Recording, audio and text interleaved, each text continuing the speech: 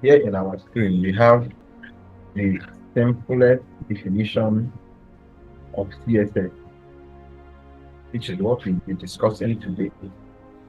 CSS, the acronym of CSS is Cascading Style Sheet.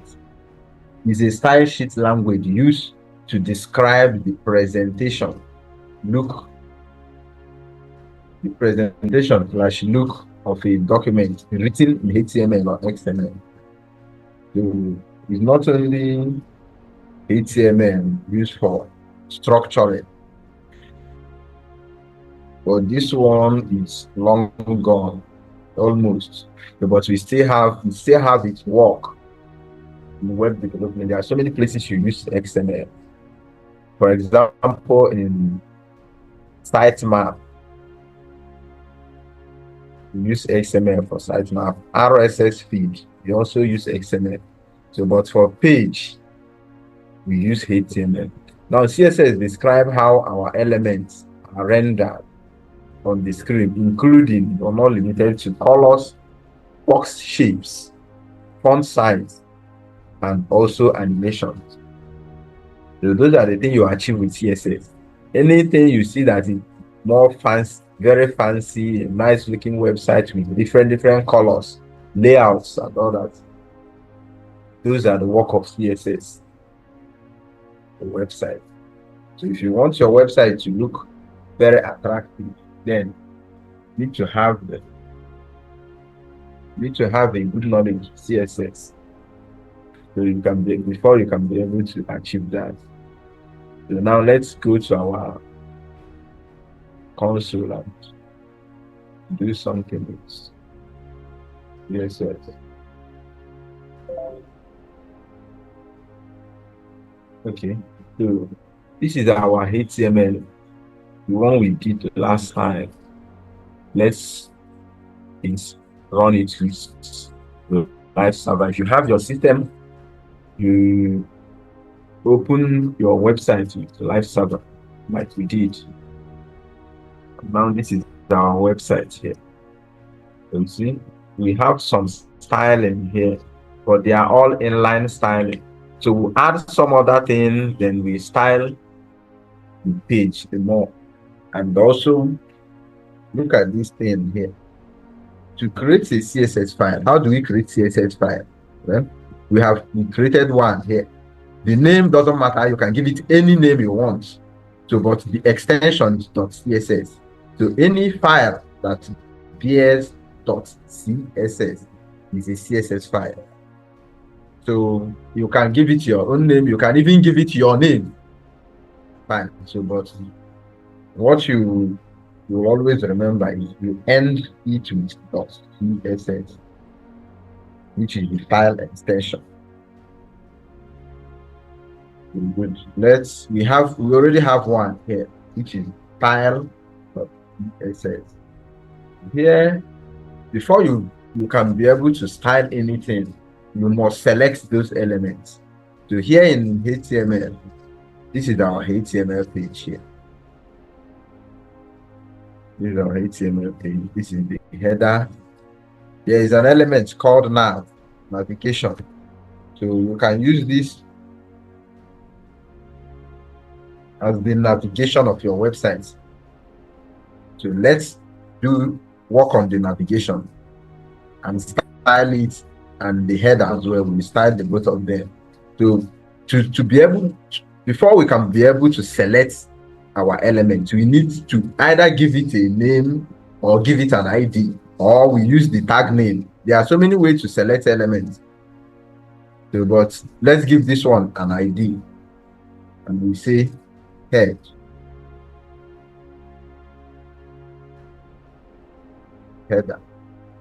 Or let's give it this one our header. Then we can give this one an ID again. Say now navigation. Okay, now this one have an ID, and this one also have an ID. So, and again, let's add another thing, which is class name. Say headers. Yes. Right. So like I told you now, there are so many ways we can select these elements. So let's start from this one using the tag name.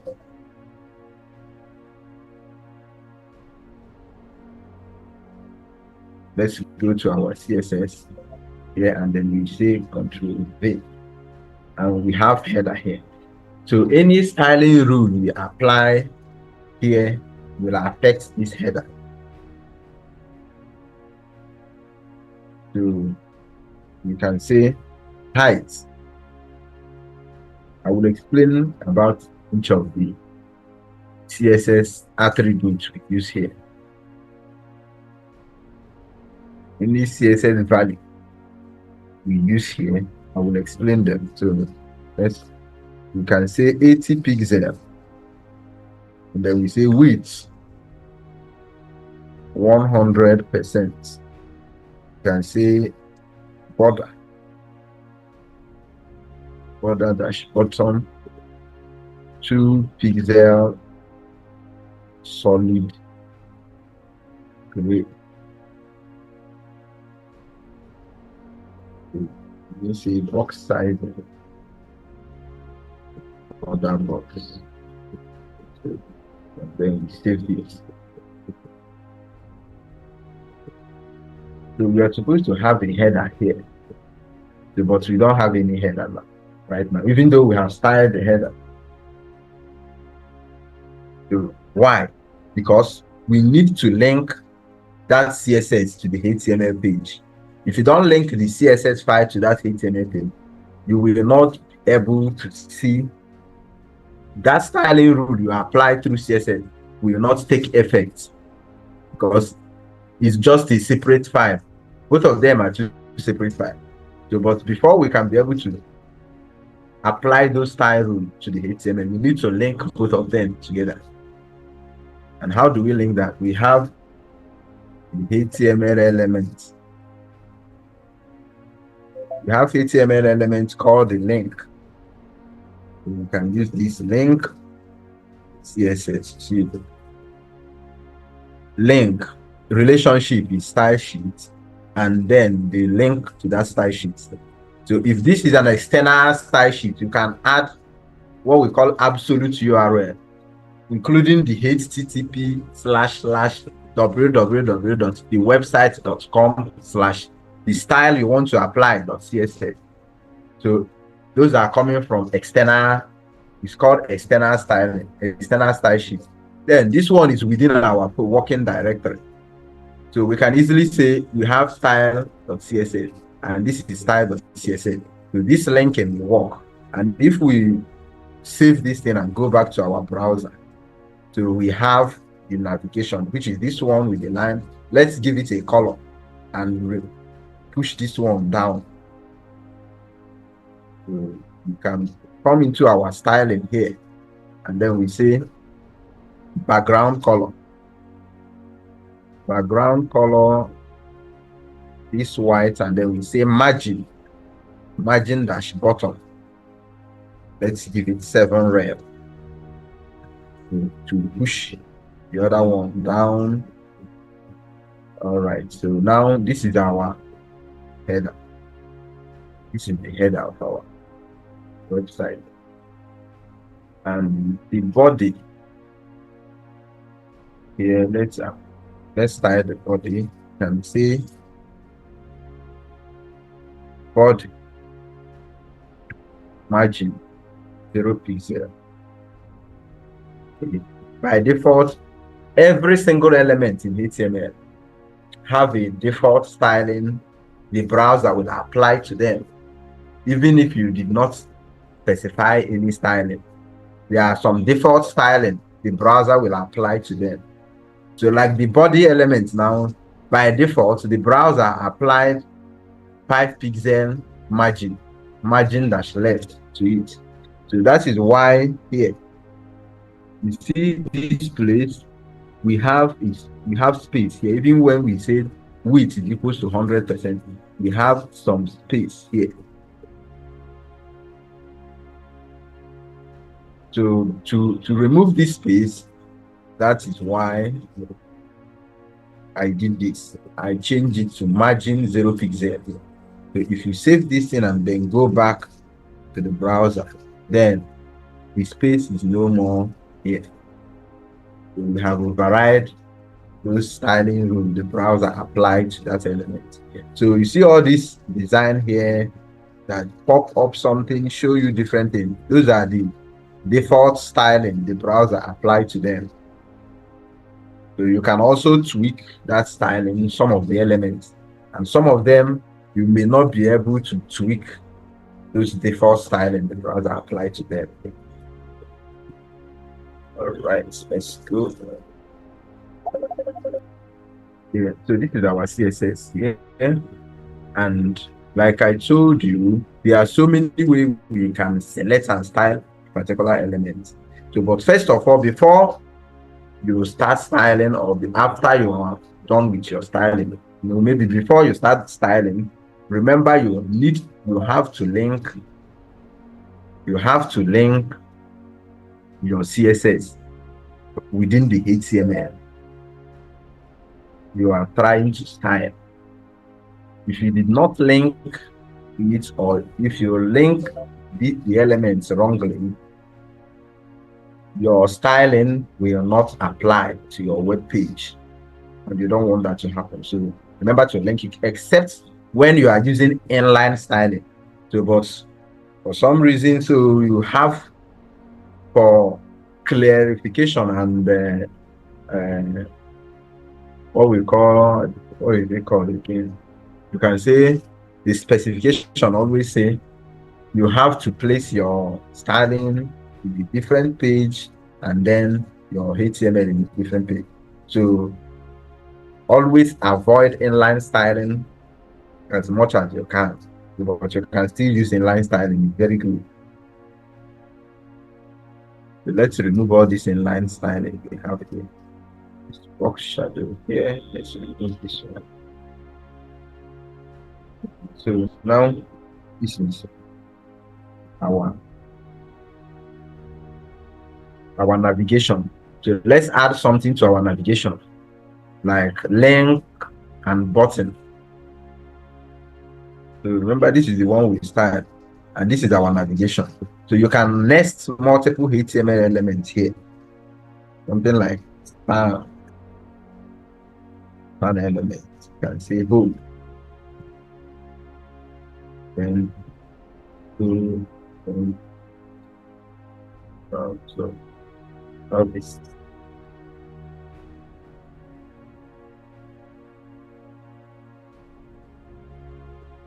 This is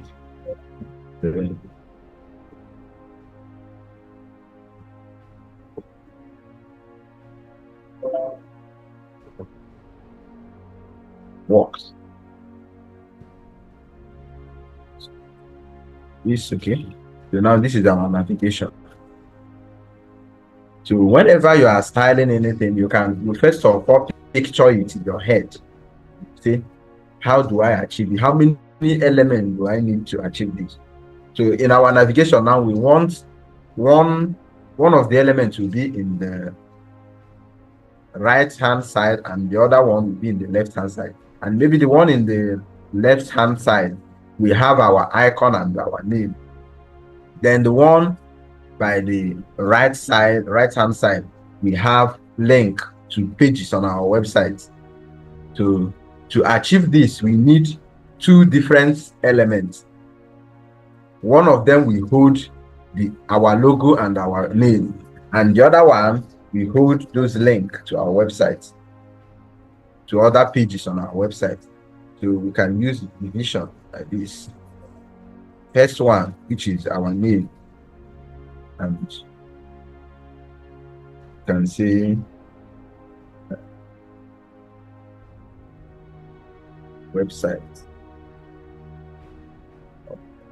That's the website. So this one we have span. Then inside the span will be our name. So we can add our logo somewhere here using another span element. This is our logo.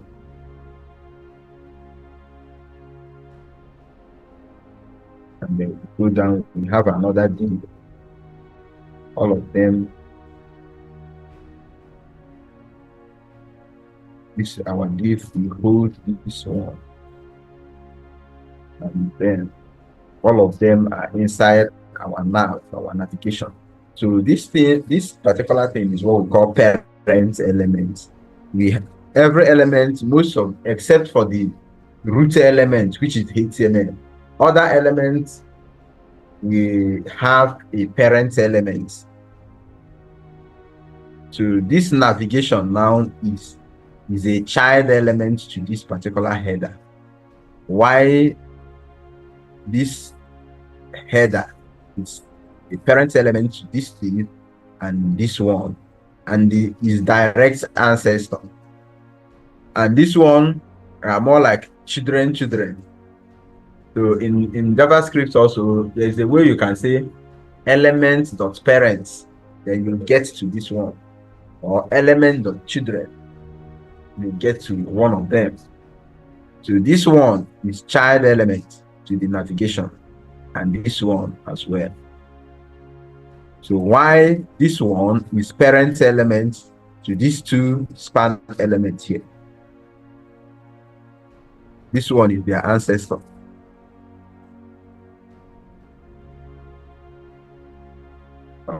Let's type the navigation now using the ID. Remember, we use tag name for this one. So those are the three ways we style the element. And let's make use of this one, the ID. Copy this, go back to our CSS. In place of this header, we can say hashtag the ID.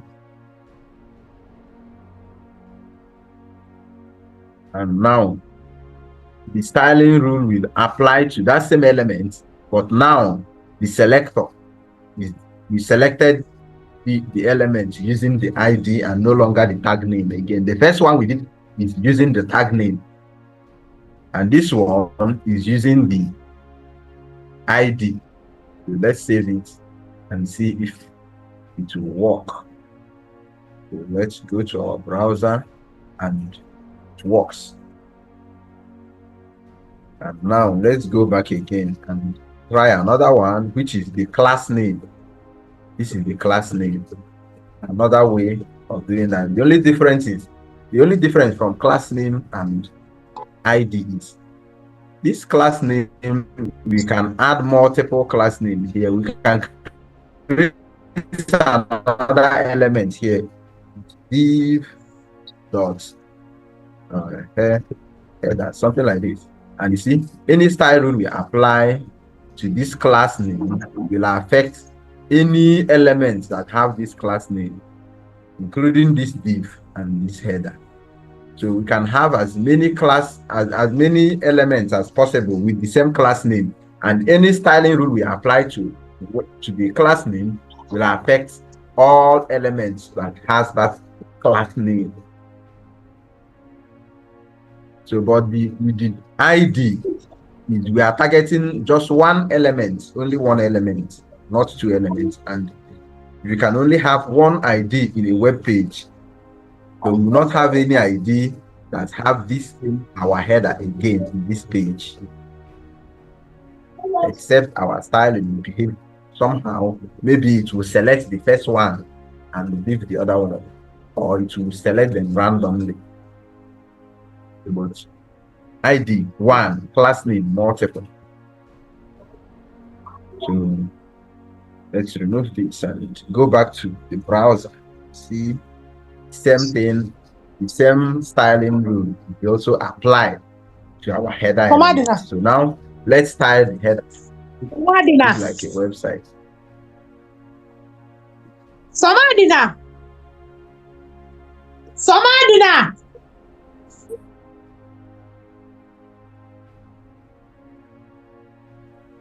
Mute yourself now. I don't mute, I have muted the person.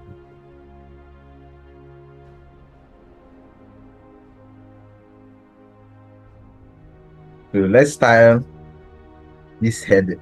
this header or this navigation section for our web page. And then let's copy this one, copy, and then go this place we paste. Remember, hashtag and the ID, or we can select elements by ID. So one other thing you should know is whenever you are applying a style using a particular CSS selector, those selectors have what we like hierarchy, the way they are indexed, the way they are valued. So the ID have the higher precedence, the high power over an element. So if you apply multiple color to an element, then you apply it through an ID, you apply another one through class name, you apply another one through tag name. The styling you apply using the ID will take effects and override the one with the class name and the one with the tag name.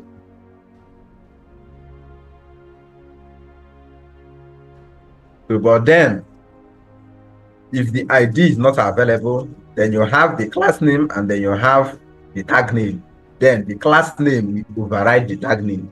It have more power over it. So I will show you now. Okay, now let's try the thing I said now. Let's try it first before we get to this one. Have 1, 2, and 3. Like this. And here we have header using the tag name, and then we have headers. And to select by class name, you use dots. So you see we have 1, 2, 3 here. I have 1, 2, 3. And one other thing is the program, the software reading this code here, it starts reading it from up to bottom. So if you have 2 color, background color here, assuming we have background color antique white, and then we have another background color below it. Background color, we have aqua.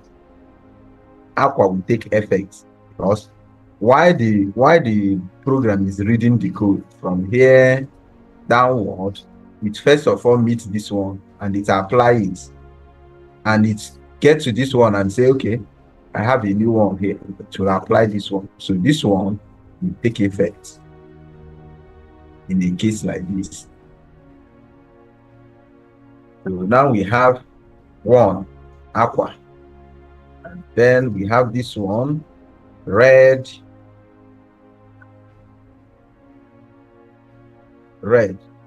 have another background color here, green.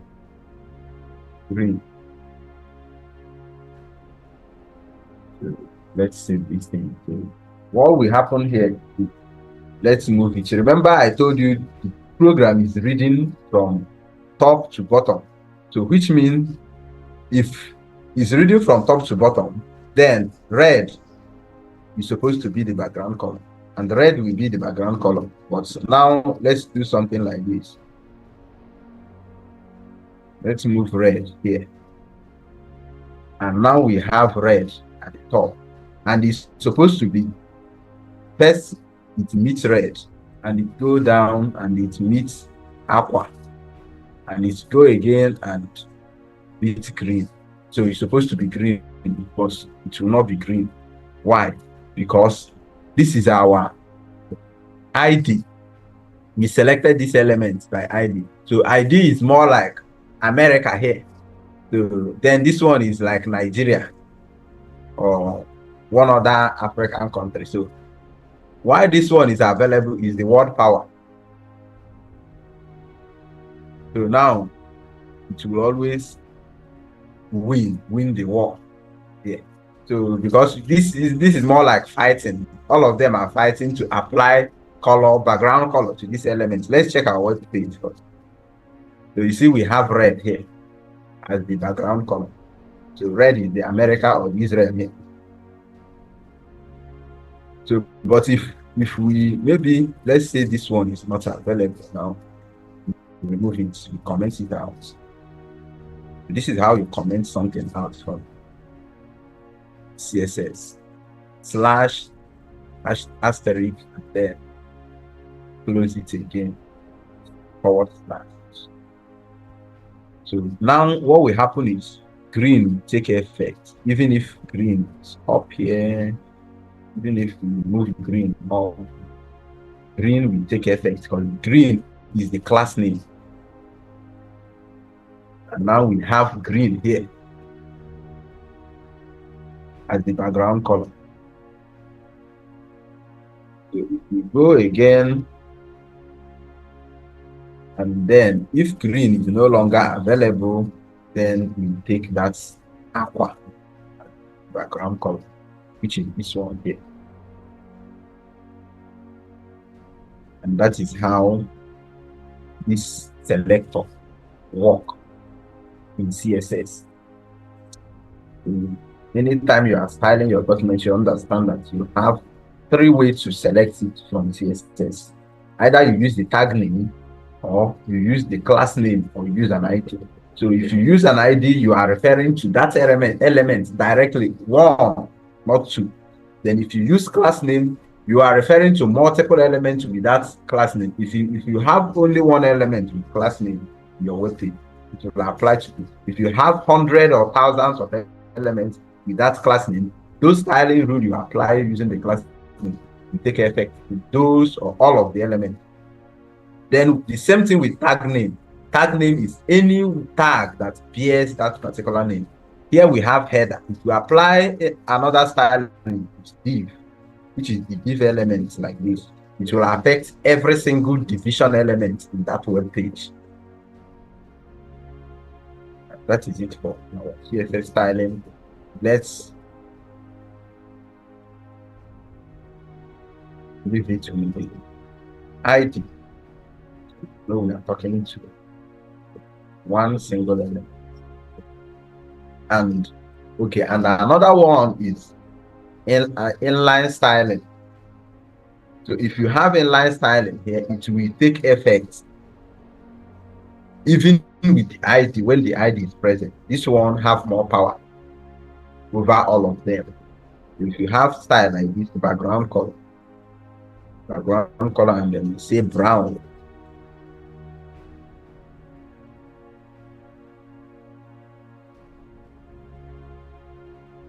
You can say background color brown. So you see, we have brown here as our background color. Because of the inline style, it have more power over the element.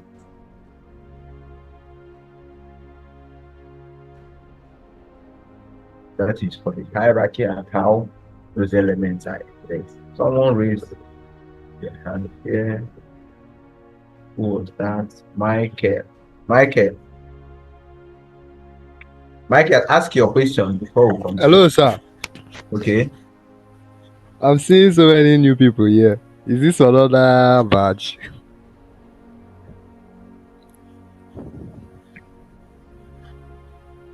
Hello, sir. Can you hear me? Okay, Michael.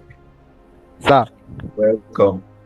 I think we really give you the class, so you teach us today.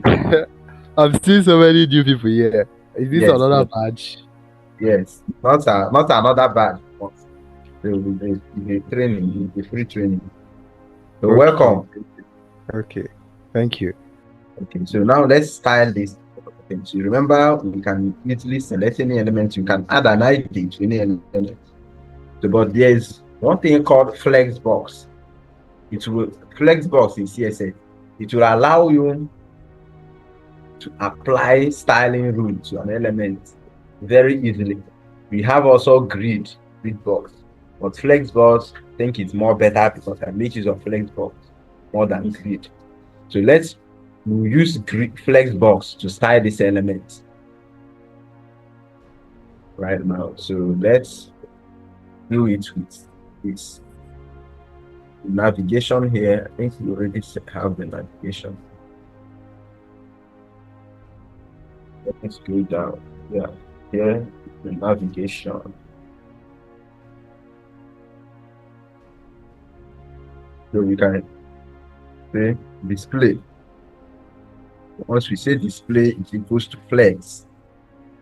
Then we have a flex box to work on. Say justify content.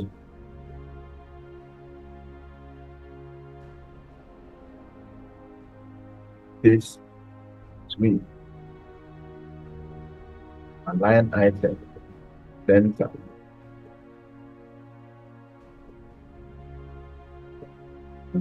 This we separate our elements with just three of these now. We have our home here, and then we have our group here. So we can easily center this. We apply this tile rule. You can say something like this.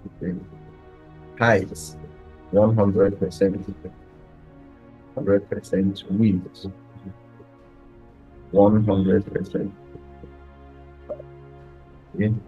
This will center our elements back and forth. So you see, we have our elements in the center, and this is exactly what we want. So we need to have some padding here. We move it out from here, move it here from here, or we restrict it by giving it a maximum length. I will explain all these CSS properties and values. You can see the maximum width 1,000.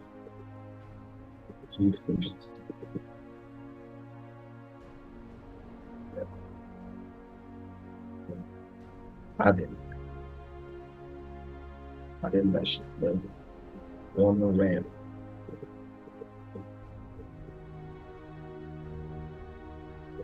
Padding dash, right, then in color.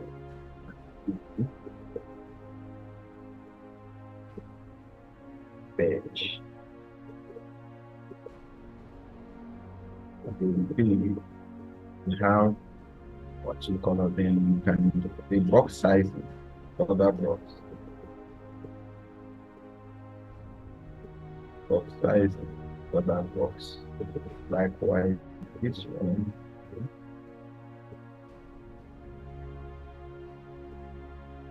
Now we have, I think it's still very close to the box and also very close. Let's move it out of here. Continue, come down and touch. Add 2 rem. This one 2 rem as well. So there's another way we can select our elements from the parent. This one is the parent element to all this division here. These 2 div. This is the direct child element to this navigation. So we can style this div from the mother, from the parent element. So once we select the parent element, we can track this one. Not like policemen. If you catch the mother, you provide the son. So let's catch the parents here, and they will provide their children for us. Using the navigation here, just know that this person have the div. These parents have div elements inside of them. So any style we apply to this particular thing right now will affect the div, which is the child element. You can say column. Color.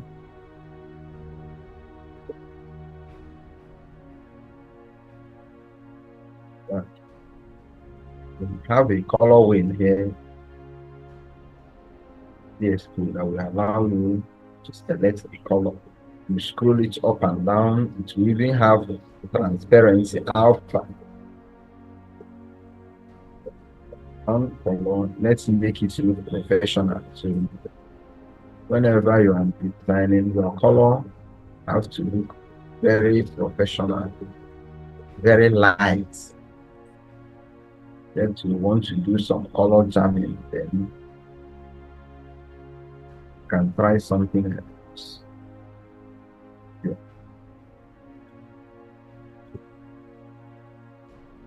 This one.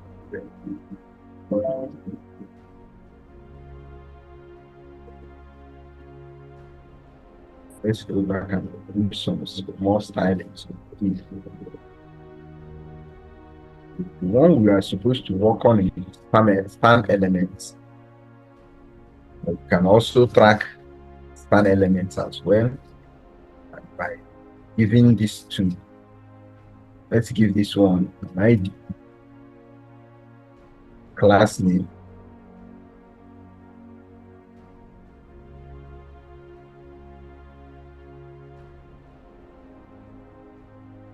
The naming, you can give it any name you want, including your local name. So you can usually use an Igbo name for it. Any name you give it doesn't matter. Class name, ID, whichever variable name is all up to you. And we have an ID, the class name again, this one. So from this, can style, can change this one because this is our where we put our logo. Let's give it another class name.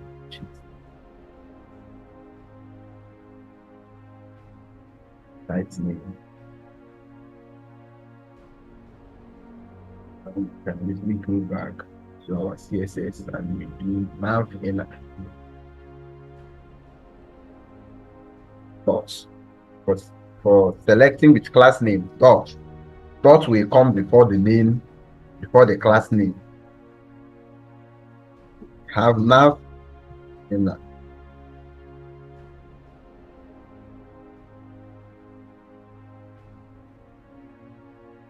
Have nav in that, and then we have span elements inside of it. The span is inline level element. So, but once we say display flex, no longer inline level. Convert it to a flex box. Let's style it more. We can see imagine dash left one rem. So we say font weight bolder.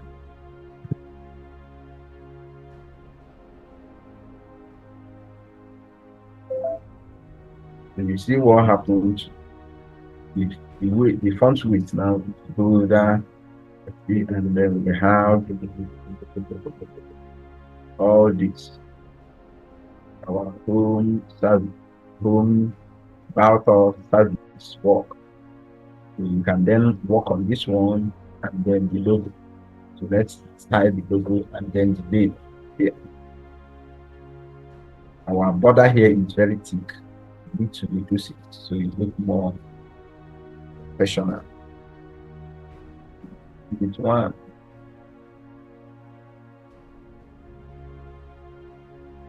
Which is very light.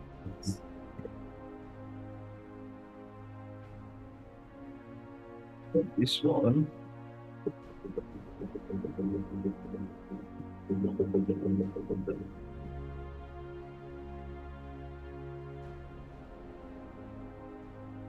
Applying our file, you can even say imagine dash left 5 frame. So move it out of left side of boundary box. Now let's tie this particular one using this tight name. You can easily say this one as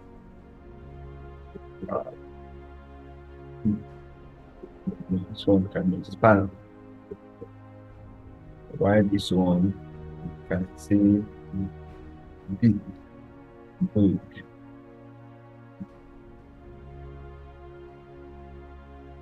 Style this one. See here. Site name.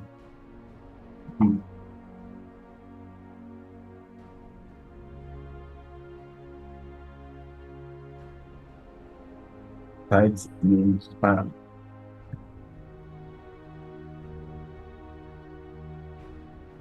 This is the site name, hold on, which is the name of our company. You can say font size.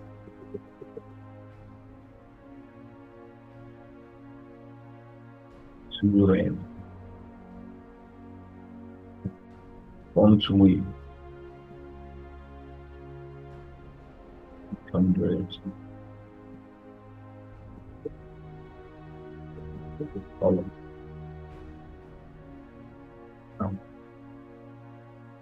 And this one we put our logo. You can say height 40 pixels. Width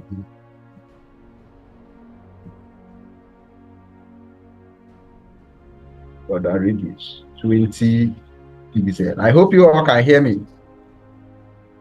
And to see what we've done here, we need to have the background color black. Let's save and go to our browser.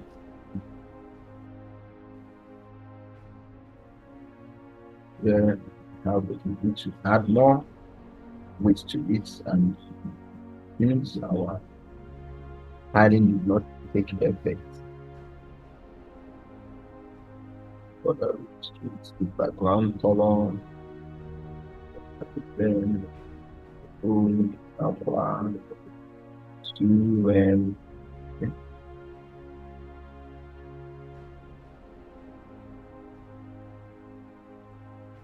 yeah, yes,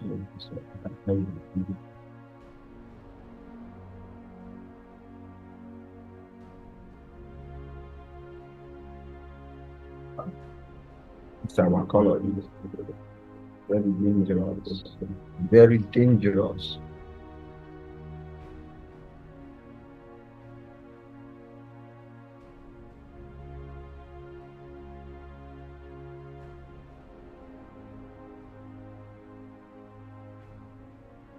There.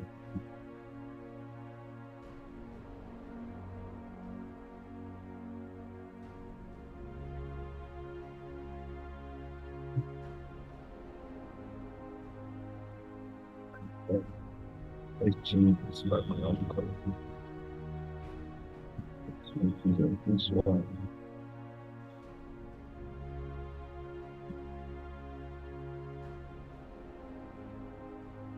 Yeah, so something like this. This is not what we need.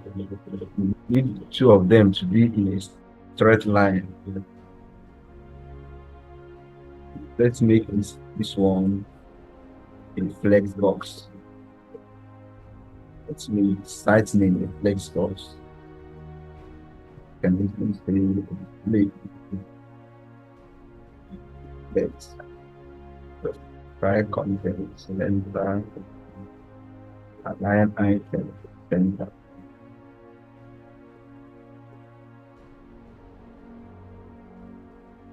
Do best.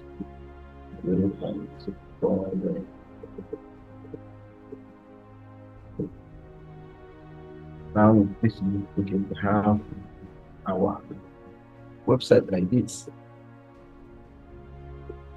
All right, so this is our navigation now. We have so many things.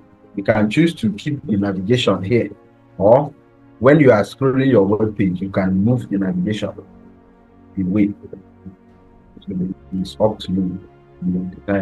So now let's work with text before we explain how all of them work.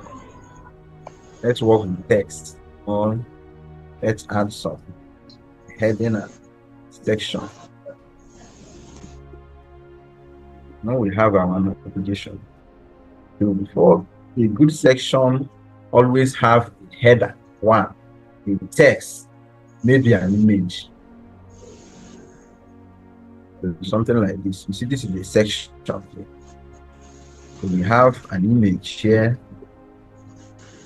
and then this is text paragraph. So then a header, you can say page. We have header elements HTML from H1 to H6. So the H1 is the first one, followed by the H2, H3, H4, and H5, and H, and all of them have different style rules applied to them. So let's use the three of them. Let's see how they behave. Header 1.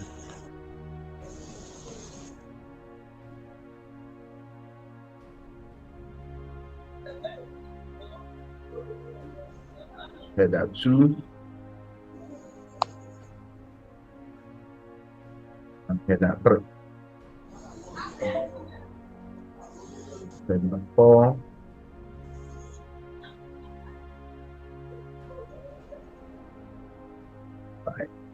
And then header 6. Let's change it to 2 here. 3.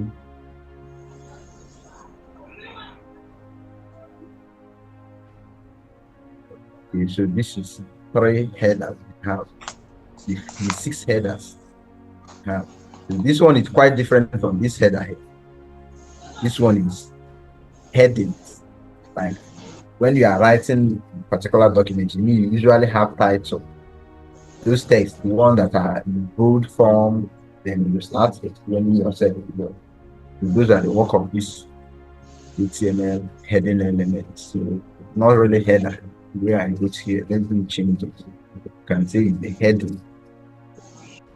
All right. So we have 6 headings. So let's check our website and see what we have.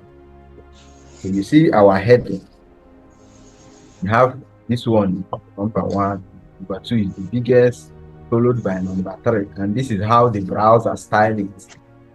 So you can now pick any one you want to work with, then you apply your own styling to it. So, but by default, this is the styling the browser will apply to them, including the sizes. We haven't styled anything yet here, but they come in different sizes and shapes. That is the browser styling work.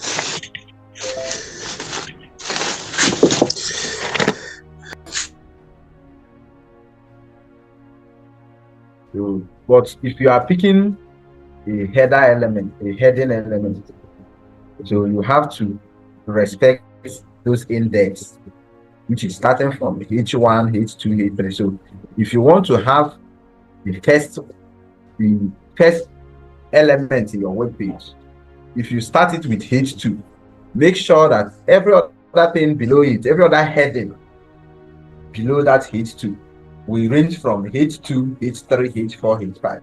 So you don't have to place H2 above H1, or you place H3 above H2.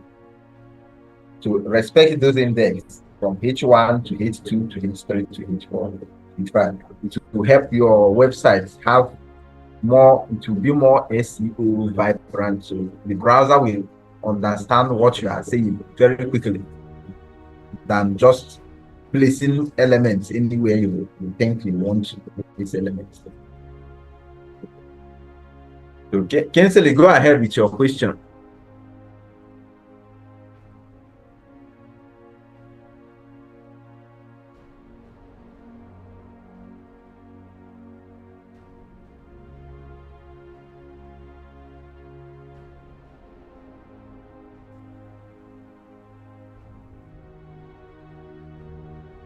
Can you guys hear me?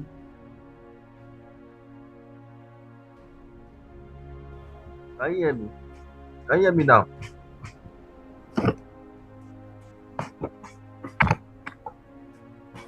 Can you hear me now? We can hear you, sir. You can hear me, right? Yes, we can hear you very well, sir. All right. Okay, my it's not more of a question. I'm just asking. Just type in the question. Type your question. Let me just type your question. I will go through them one after the other. Okay. So now let's continue with our heading element. So let's create a simple section in our web page. So if you are developing websites, you should know how to create at least a section of a web page. In the section, some of them we have something like a simple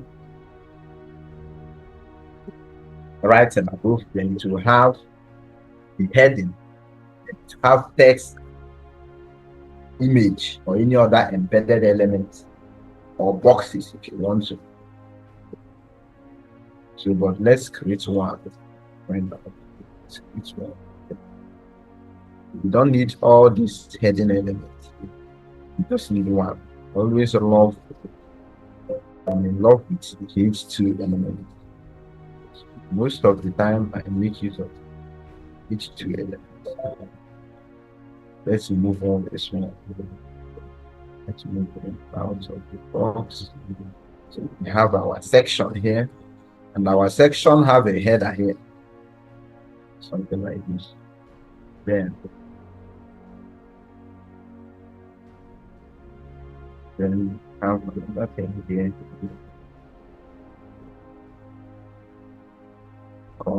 Then this is our paragraph. And then write what we want to do this year. So let's just see we can do this one. All right, this is what we're going to do this year.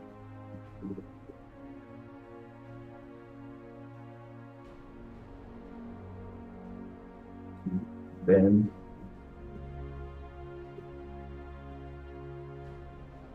can have something like link. Here we want to do that. Let's say anchor. Now we have this particular section. Let's see. Okay, now this is our section. Our section. And we have a header. Inside was good. Yeah, inside the then we have our text here. Let's remove all this color. We know we apply some styling to it before, but we need to remove the color and apply the new styling to text to make it look more professional. So occasionally, I usually, or all of the time, I used to style it inline, then I copy those code, go and do it my style sheet. So, but before then, I have to style it inline. For me, you can have your own reason, and then you choose to be doing it separately all the time. And it's up to you. Here we can say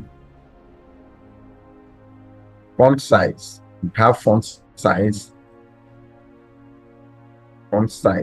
which is the size of your text, the font. I believe we know what font means. So font, the size of the font. So this size can come in many forms. You can say pixel. So pixel is a unit, absolute unit. So it stands on its own. It doesn't respect the browser. It doesn't have any connection with the parent or anything, or the documents you are styling. So if you say 20 pixel here, it will always be 20 pixel no matter what. So, but we have another one, which is rem. If we say 1 rem like this, we say 1 rem is equals to 16 pixel by default, because the browser calculates 1 rem with the document at 16 pixel. So, but you can change it and it will affect this rem. Assuming we have, let me say we have 20 pixel here. So let's have 20 pixel. And then we save it here. Let's also change the color. The color, make it black. Let's touch this black. There are so many ways, like this thing you are looking at here. there are some values. Let me finish up with pixel, which is unit measurement. Then we come back to this one. So like this one here, which is the font size, we say 20 pixel here. You can save this here. Go back to our browser. So this is 20 pixel. This text, all this text we have here, they are 20 pixel. And no matter how this screen is to be 20 pixel, no matter the configuration you have in your browser, it will be 20 pixel, because there's a place in our browser where we can specify font size. We can say medium, small, big, large. Don't know, many of them. So whenever you change that setting in our browser, it will affect some portion of our browser. Maybe some text will be bigger, some text will be smaller, depending on those settings we apply in our browser. So, but for pixel, if we apply those styling, pixel will remain pixel. It will not change. It's an absolute measurement. It stands on its own. It's not relative, not related to the document. So it will remain 20 pixel. So, but now, let's use rem now. Let's do something here before we use rem. So here, we have 20 pixel, and what we do now, what we do is let's go to our style sheet here and move up. This thing is root. So wherever we have this thing in our document, this represents our document, the root. And I always mention root elements. So HTML is the root element here. And this one is the whole browser, the DOM, document object model. So any styling rule we apply here will always affect the other one, because all of them are children and children elements to these root elements. So let's apply something here. You can see font size 20 pixel, and we save this. So remember, let's make it very big, which is 50 pixel. Remember, I told you by default, one rem measurement is 16 pixels. So, but the person in charge of this is the root element. The root element is in charge of that design, that default configuration. So now we change the font size to 50 pixels. What will happen is the default configuration will now be 50 pixels. If we have pixel here, it doesn't respect the root element. It doesn't respect the root element. You see it? The pixel here remains 20 pixel. It remains 20 pixel. But what happened here is the header changes. This one changes. Every other thing changes to 50 pixel, 50 pixel. Every other text font size in our web page changes to 50 pixel. So, but if we have here font size 1 rem, then we are now following the root elements now. So our 1 rem will be 50 pixel, which is this thing we have here. You see, it's now 50 pixel because of the configuration we have here in our close that, because of the configuration we have here. So if we change this to 5 pixel, then we have a very tiny text in our web page. So this is what we have here. You see, we are everything. We can't even see anything. So this is now the default configuration of our web page. So all that happened with the step of the root element. So if we now have as the rem, let's say we have 20 pixel as the rem here, 20 pixel now, no longer 16, which is the default. So if we come here, instead of saying 1 rem, say 2 rem, then it will be 20 times 2, which is 40 pixels. If you say 3 rem, it will be 3 times 20, which is 60. So our font size will be, this font size here is 60 pixels because we use 3 rem, and 1 rem, we specify that 1 rem in this our document is 20 pixels. If you say 50 pixels again, then it will be 150 pixels, which is 50 times 3. That is how rem work. We have another one, which is em, and this one doesn't respect,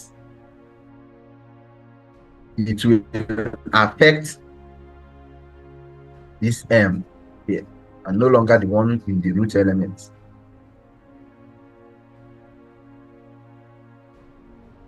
All right, so I think we are done with this font size and this unit. Then we come to the color. So color is basically color, like you all know, is the color of our box, not the box, the text. This one is working with text, so is the color of our text. So, and this color comes in different value. Like this one is hexadecimal. It can be 6 in number. Sometimes you can make it 3. So this same color here is also this. Can be 3 in color, and start from 1E,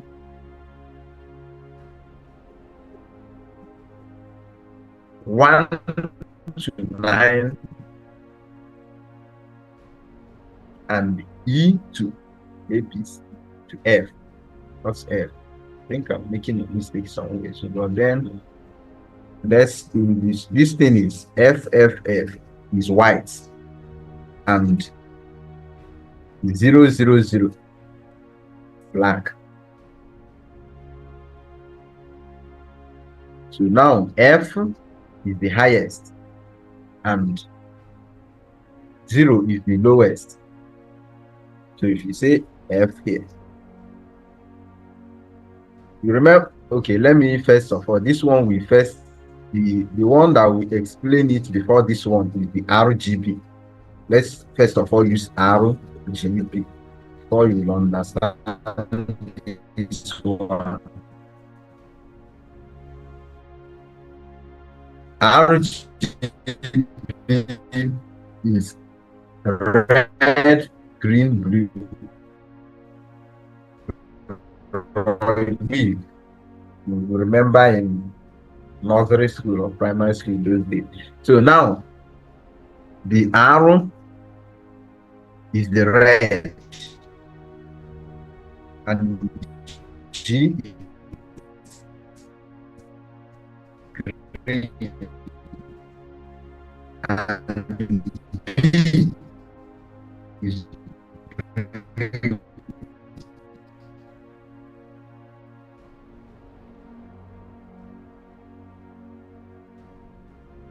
So it's set from 0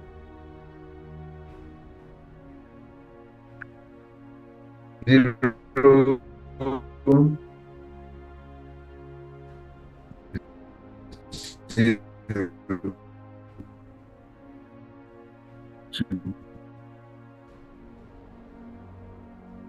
255.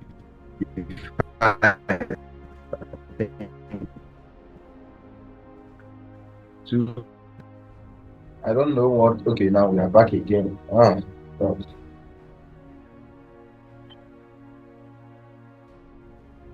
Yeah, we have the network problem. Sorry for that. Now let's continue with our class. There are we. There are we. Yeah. All right. Now Okay. So can you hear me now? Can we hear me?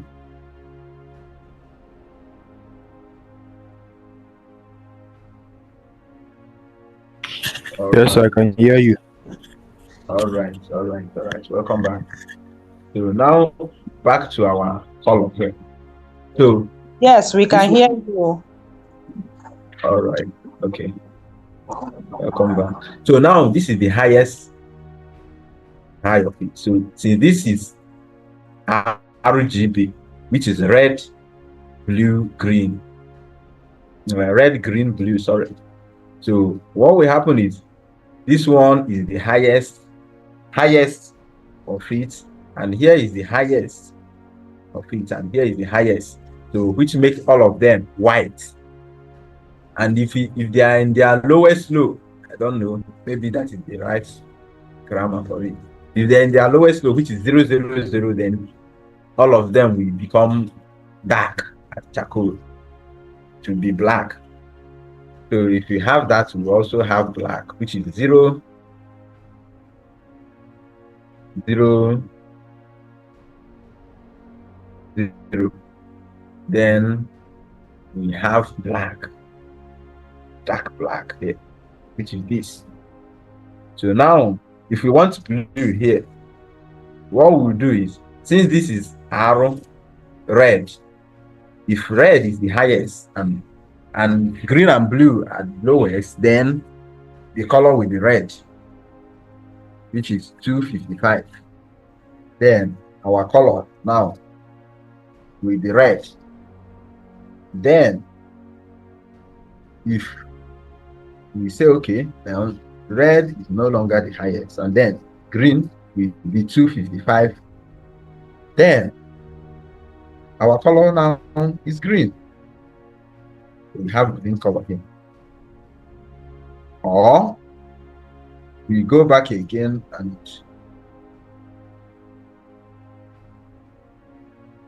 for any reason we say we want blue to be the highest here, then the last one, which is RGB, which is blue, we say 255, and now we have our text all in blue. So that is how you calculate this color, and then every other color is calculated, wheeling it up or low, or controlling the three of them. If we say 20, let's say 200 here, 220 here. So it's making is a little bit lighter but blue as well. So if this is 100, then it's still blue but a lighter or maybe faded blue, something like that. So you see we have is almost faded, it's almost turning to black, but it's still blue. So that way you can roll your color up and down, and if you add a little bit of this one, it will mix it the way you mix color together and you get a new color. It will be mixing them. If you add 60 of this one, it will mix green, 60% of green and 100% of blue, using that color wheel 0 to 255. So that is how this RGB works. So now same thing apply to the hexadecimal, the first one I showed you, which is hashtag. It uses hashtag. Okay, we even made a mistake here, even so, but it's still working. So, which is you can say color here. Let's remove this one. Let's remove the RGB, and you can say hashtag 222 FFF highest, FFF highest, and the 000 is the lowest, which is black. 000 here is black. So this one we work with 3 or 6. So if you say 000 again, which is 6 a number, no, this is 5. We say 6 here is also black. So and then we say F F, F, F, F, F again. Another F. Then it's white. To be pure white. So from this one now, A, B, C, D, E, F. So here, this is how this one is calculated. 0, 1, 2, 3, 4, 5, 6, 7, 8, 9, 2. A, B, C, D, E, F. So like this. This is the lowest here, hexadecimal. So if you explain hexadecimal, is a new topic on its own. Even the color itself, even color value, we have other color HSL keyword. Okay, I will tell you about keyword, but the HSL and the BLW, all those are color values. So we are not explaining all that. We can spend the whole day, even 2 days, explaining color value. But now, this is the two you might be making use of frequently. Other one are keyword, which is red. You can just say red. They are predefined. I think it's more than 80 of them. Red, blue, green, yellow, white, black, red, orange, dark green, at least blue. The rest of them. So, but this one, the way we calculate that RGB from 0 to 255, this one is calculated from 0 here to this F, which is the highest. So that's why we say F, F, F, F here, and it gives us white. And if we say 0, 0, 0, 0, 0, to give us black. So if you are mixing it with F, then we pick, if this one here, assuming we have FF here, the first one is also red. If you have FF here and here 0, 0, 0, 0, then we have red. So if we have 0, 0, FF, we have green. Then if we have 0, 0, 0, 0, FF, we have blue. That's our color. So telling you that this one is the highest high F, and this one is the lowest low, and it also work 3 in number. We can easily do something like this: 0, 0, F, which will also still be green, and we can also do it this way. F00, sorry, F00, and it will be red, or 0F0 to be green. This is hexadecimal color value. And then the last one, maybe I will, okay, we'll send the video across. And another one is inherit. There's a keyword called inherit in CSS. If you say here style is equals to red, sorry, column equals to red here, and we come here and then we say color is equals to inherit. So it will inherit from this parent element. It will inherit red from this one. So if we save this in and go back to our browser here, we have red color here. So whenever we change this color here, come here and then somehow we tweak this one to this thing, we have something like this here. Now you can save this thing and then go back, color have changed. So there is also RGBA, which is red, green, RGB, red, green, blue, alpha, which is the lightness, the saturation. We can, okay, let's do this thing here, this thing. Since we have this thing, and if you want to saturate this, if you want to change the alpha, it will have here which is 0, and here which is 1, which is just the color itself. So anything here, see, we have from 0 to 1, which is the color. So let me show you here, and this is the only one I will do. If we have 1 here, the color remain blue. We can save this thing, and this is alpha. So maybe if you can easily say something like this: RGB alpha, or you remove this one. But once it have another extra value here, this one is still in 1, then the color is still blue.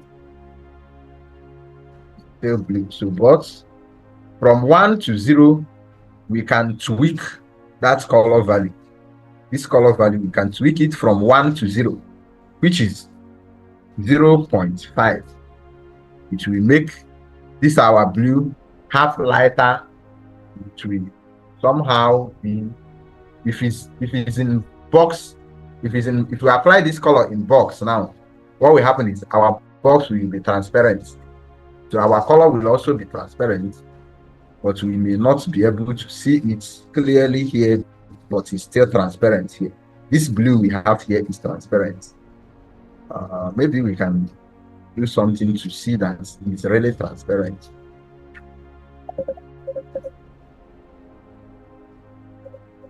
Excuse me.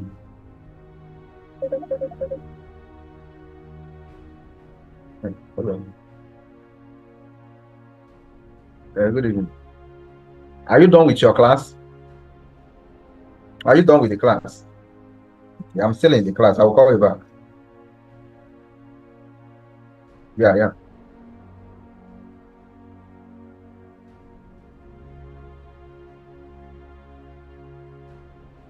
All right, let's continue.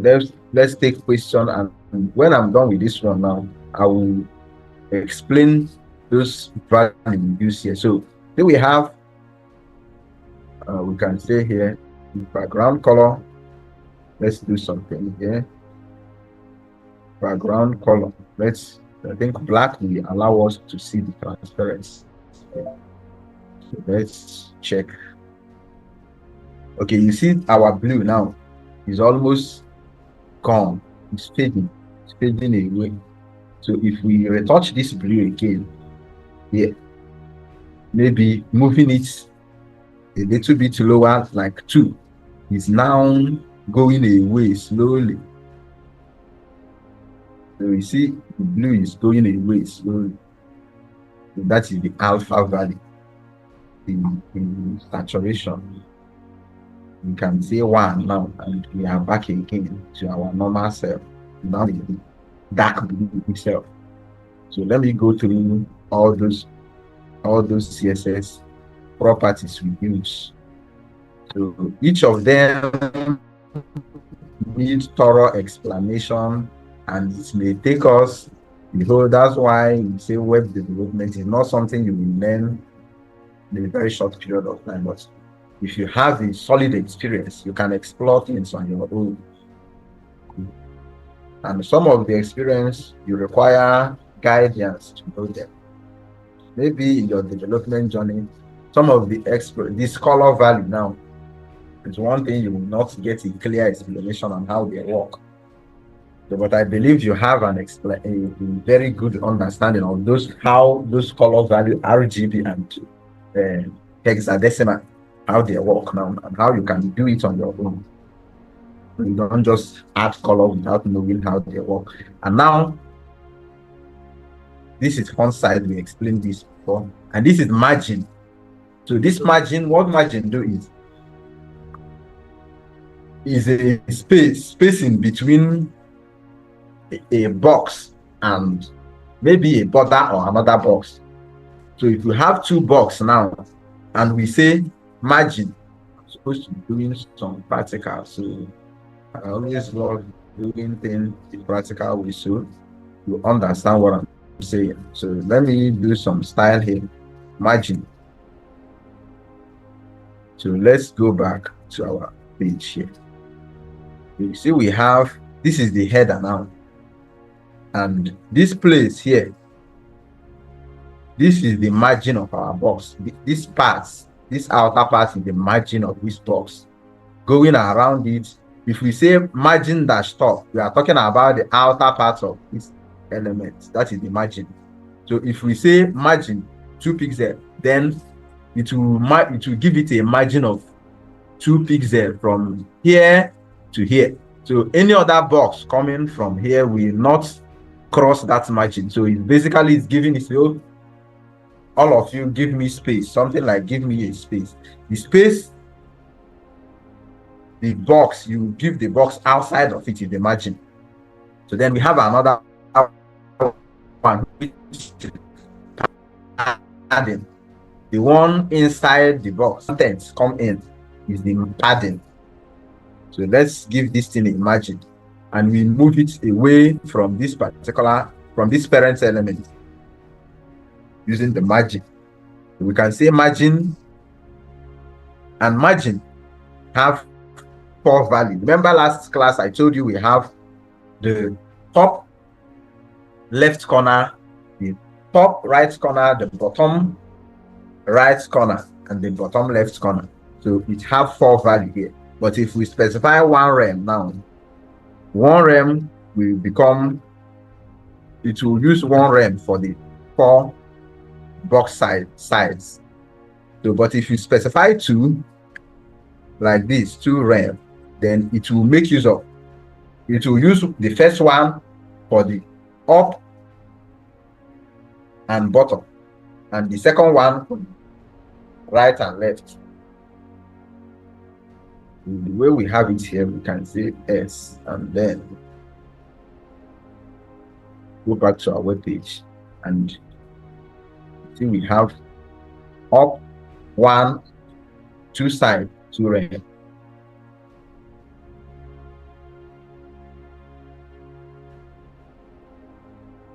So we can specify the 4 of them if you want to. We can say 4 rem, 5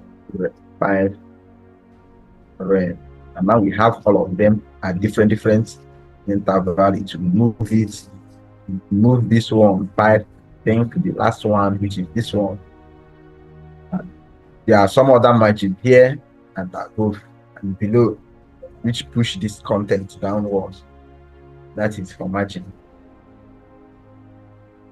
I think covered something today. And now the width is basically the width of the box.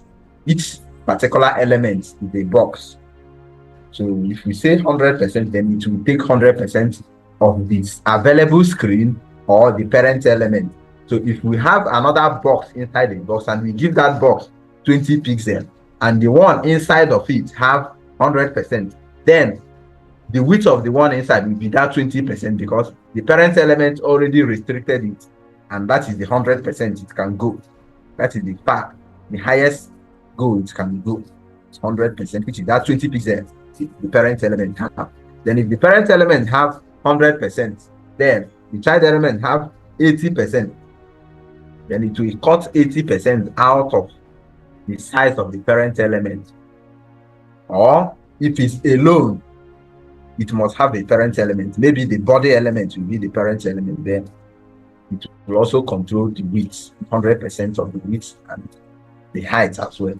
So the height is also the height, normal height you used to know.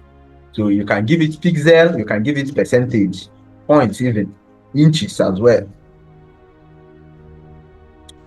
So now we have border. So you see the way we have margin here. I'll show you another thing about margin. You can say margin dash top, then you are talking about the top. You can also say margin dash bottom, margin dash bottom, then you are talking about the bottom. Then you can say margin dash left, you are talking about the left. Or then you are saying margin dash right, you are talking about the right. The same thing applies to padding. Like I told you, this is padding, controlling the inside portion of the web page. So let's apply padding to that our text. apply padding to it. This is our text. So you see, we inside this page, the text is touching here, this place, it's touching this place, it's also touching this place. So if you want to control this, then you call padding to do the work for us. So you can come here and then we say padding.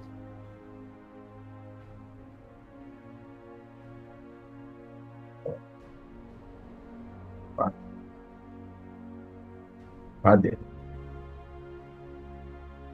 to rent. So now what will happen is, you see, our content, our text moved out from the box. So we give it a padding now. Let's have the padding. All right. So now back to our CSS again. So padding also have padding dash left, padding dash right, padding dash bottom. Same way margin have. So you can say like this padding. And you can also give it that 4 parts at once. Let's say one 12. Okay, and then the border. The border is this. The border itself is here. This place. This is the border. The border downward. And the border have wonderful styling. The CSS is very fanciful, and it always take more time than any other one. So sometimes I even plan on running away from CSS. So you will get stuck designing something. It's very easy. CSS is the easiest one aside HTML. CSS, but you will get stuck. CSS. You do it this way, then you do it again, you change it again. But if you are writing Python code, you go straight to the point. Or HTML, you go straight to the point. CSS, you can even change your color 5 times. But it's not a problem. So this border is that it controls the boundary of the elements. So let's add some colors here. Let's do something with the border here. You can say border 5 pixels. 5 pixels. It always come like solid. You say this is solid white, solid red. Or let's use this one. Show you something, and you see this is our border now. This is our border. So there are so many ways it's come. You see, we have solid here. 5 pixel solid. We have another styling dotted. And this is our color, dot. We can change the fonts, the size, so it will be a little bigger, something like this. Pixel, dotted, Rebecca purple. So you see our style now is looking like a wedding card. All right, so now let's go back again and do some other. We still have so many fanciful design in this particular border. But I think we have double. Okay, double. Yeah, the line will be double now. See, it's now double now. So there are so many things you can do with this border. It's the boundary, the outer boundary of your box. That is the border. And you can specify the side. Like I told you, always remember those 4 points. So you can see border dash bottom, like border dash top. Then you are talking about just top, or you can specify them. So now we are talking about only the top. Now we can say border dash left, border dash right, border dash bottom. That is on the border. And let's check another one. each other one we use here. We use box sizing. Okay? We use box sizing. So this box sizing will specify how you size your box. You know, how you size your box now. What will happen is we have to box sizing by default. If we say this particular box is 1000 pixel width, we say it's 1000 pixel width. Okay, let's say it's 100 pixel. Then anything we are doing inside of it, we'll be calculating. Then it will calculate. If you add border to it, it will calculate the border. It will be 100 pixel plus the border. Then if you add padding, like if we add border 10 pixel and our box, our width is 100 pixel, we add border 10 pixel, it will be 110. If we add padding 20 pixel, it will be 120 now. It will be 100, which is our width, plus 10, which is our border, plus 20, which is our padding. It will be 130 pixels altogether. So, but now, box sizing, you say, okay, how do we want to calculate this thing? You will say, okay, we want everything we are doing, both the padding, both the border, all of them must be exactly the same thing specified in our width. If we say 100%, then it will add everything up, including our border and our padding. All of them, we want them to be 100 pixels. Then you can say box sizing, border box here. That is what you do. So you always make use of this box sizing, border box to control your width. If you did not specify box size and border box, whenever you are working with 100%, you will see your page shaking. It will overflow because it calculates 100% and it adds extra thing to it. Content size. So it have another one. Box size. Content box, which is add everything, add all of them. So, but we always use border box to calculate everything together for them. So now this is our background color. You know what background color is? Background color for our web page. Well, some other thing here, we don't have much time again.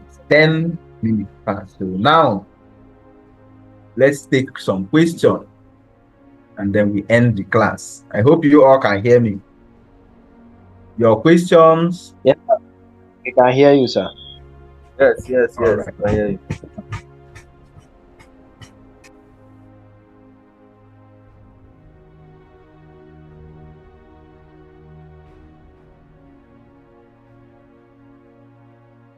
Any question?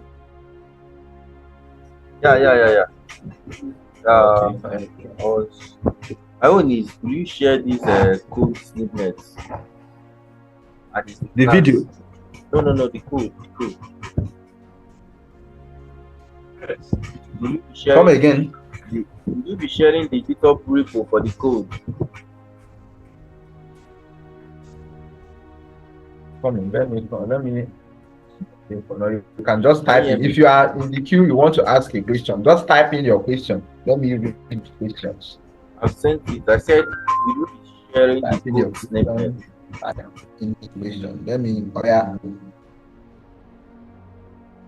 Cancel it. So repeat your question again. Let me see if I can hear you. Okay, I'm asking, will you be sharing this code? Yes. Okay. Share the code. Yeah. The code for the class. Yeah. Or I will share the code for you guys. I will send it to the group now. Probably push it to GitHub so I can go to this one. Come again. Probably push it to GitHub and send the link so I can clone the repo. Okay, it's all right. I'll do that. Okay. Any other question? Any other question? All right. We don't really have any question again. And I hope you enjoyed the class today. Yes, sir. We enjoy it. Thank you so much, sir. All right, welcome. I have a question about 100% attention of the class. So when You I have a was question? yeah. Well, I wasn't really paying 100% attention to the class. But when I watched the recording, I would just the question on the chat. Okay, go ahead with your question. Let me hear. It's about the border box, like the overflowing. Don't worry, when I watch the recording, then I will understand. You might have Okay, the addressed it. box size. Yeah, yeah. All right. So when I watch the recording, I'll drop the question on the WhatsApp group. All right.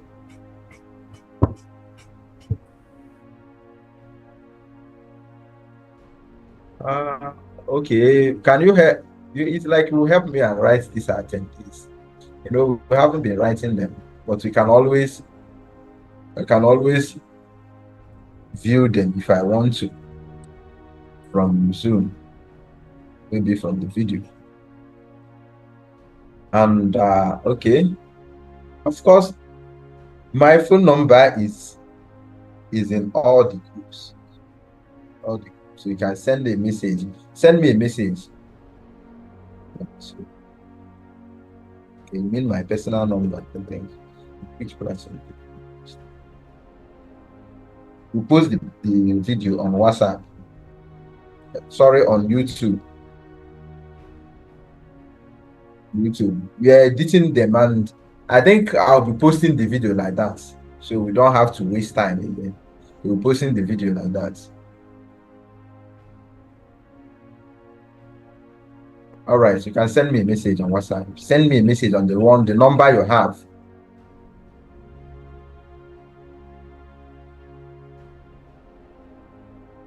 Then I will send you my own number later. So first of all, send me a message. Let me see, because you don't have any name on WhatsApp. So now, our assignments. We have an assignment, and the assignment is this: build a web page, your own page with your biography. Build a web page with your biography, something like a portfolio website, like a landing page, which is your own biography. It's your own biography. You can have your name, what you do, everything, your picture. You have them on one web page. That is the assignment. So you can make use of HTML and CSS to come up with this. I told you we are going to spend just one day in HTML, one day in CSS, one day in JavaScript. So CSS is too big, but we don't have any choice here. We don't have any choice. We are going straight to Python. Our focus here is Python, not CSS, not HTML. So, but because we are going to do Python and Django, so that's why I'm brushing through HTML and CSS and JavaScript. Because while building our website, while developing something for our backend, then we need to work with front end to be able to display those things. So at least we understand what elements is, how we can style them, colors and all that stuff. So we can easily work with web page on our backend.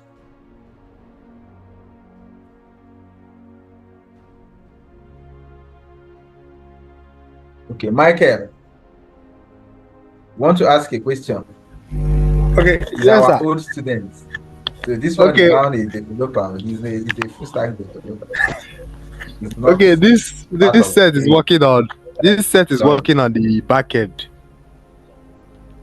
Okay, Michael, go ahead. I said this set is working mostly on the back end. You are doing what? I said this set now, they are working on back end. Yes, yes. This is for backend development, not even full stack. They are coming for backend Okay, development. okay, Yeah. for backend. Wow. Okay, Yeah, that's you great. can you can tell them hi, hi, welcome them to Without family. But Welcome to no, this, Vitom. this one, no, this one is not for Without. This is for multi-life Okay, this. slippers. Okay, Yeah, okay. But no, that's what you told us about. Okay, yeah. that is great. It's a very. No, backend is one of the sweetest language, especially Python. I love it. All right. Maybe you can teach them. You can teach them one day. So it's not a problem. It's all right. Okay. Thank you all. Thank you all. Thank you all. Thank you all. So if you have any other question, you can. I opened the WhatsApp group, so you'll be able to comment or be able to share your idea or do anything for now. So we may close this later. Thank you all. Thank you. It's good having you here today.